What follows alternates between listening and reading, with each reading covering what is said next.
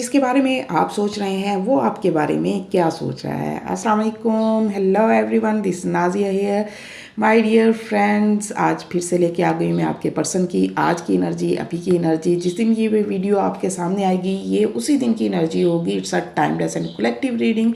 सभी zodiac sign के लोग इसे देख सकते हैं। तो आज की एनर्जीज देखते हैं कि वो क्या फील कर रहा है। तो माय डियर फ्रेंड्स, सबसे पहले तो आप बता दें कि आप कैसे हैं, क्या हाल चाल है आपके।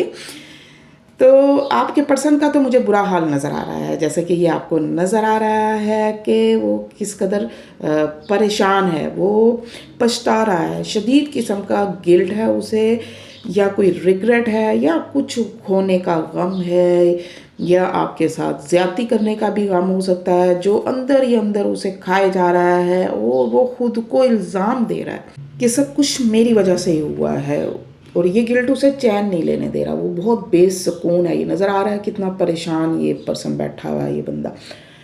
तो आज का दिन वो बहुत ज़्यादा दुखी है, लोनली फील कर रहा है, खालीपन उसे महसूस हो रहा है।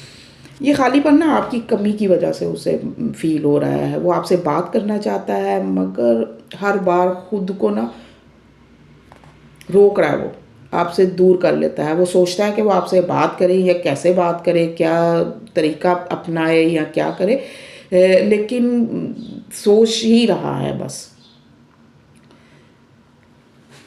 फिर उसे वो इरादा तर्क कर देता है, छोड़ देता है, पोस्टपोन कर देता है। मे बी उसे रिजेक्शन के फियर्स हैं, या